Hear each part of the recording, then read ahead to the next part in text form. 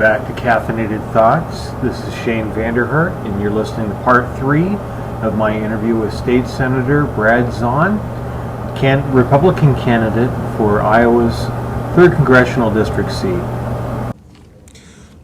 One of the priorities that you mentioned earlier as far as spending, it would be defense, and taking a look at our current environment, current situation with being in Iraq and Afghanistan and other places. Do you believe that we're currently overextended? You know what? We sent our brothers and sisters and friends and neighbors to defend our country out there.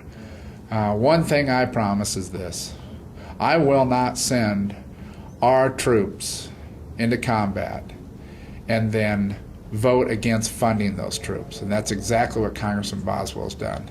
I mentioned we have to have an efficient military.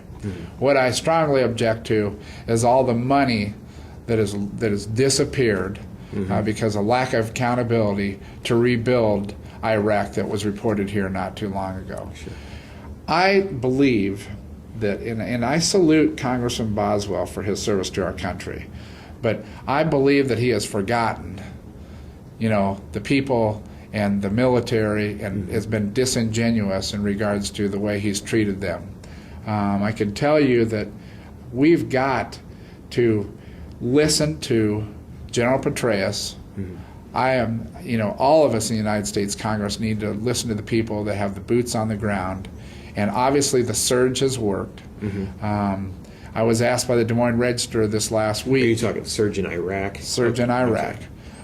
It's something that the generals that had the boots on the ground have been telling the president and the Congress that they needed to do, and they were slow getting there, but they did it. It worked.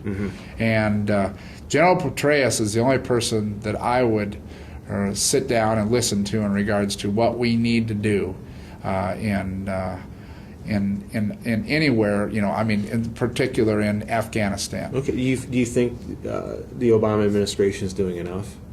Do you think we send enough troops? I do not think that we need to.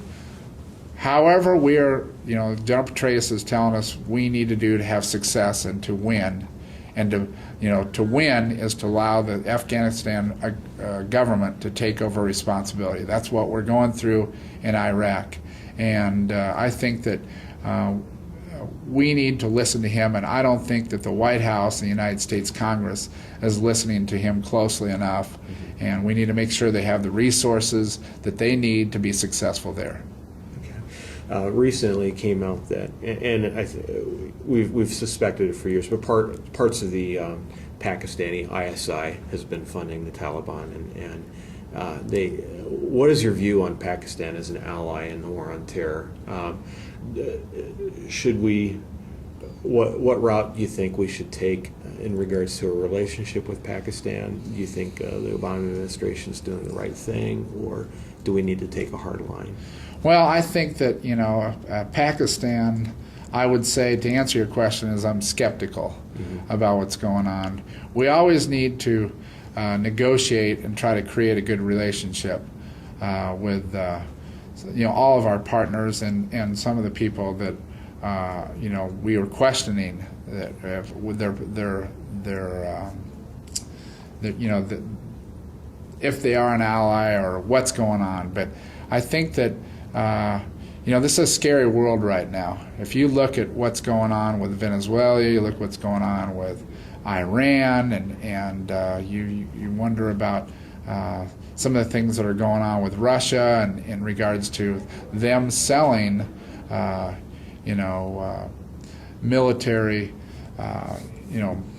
byproducts and certainly weapons to other countries is something that we need to have a conversation with, but I think we need to continue to have conversations with Pakistan but we need to, bottom line, make sure that our troops have the resources that they need and they have the resources to accomplish the job that they've been sent to do.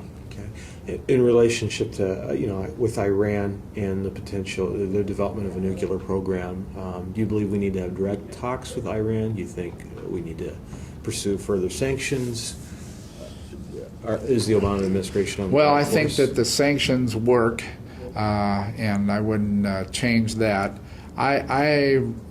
There's so many people in this world that are a threat to the United States' freedom, and I think that everything needs to be judged from an individual basis. And secondly, I would go with the people that that are out there and what they're seeing. And we've got different areas of government where they could give us information in regards to what they're hearing, and we need to listen to that.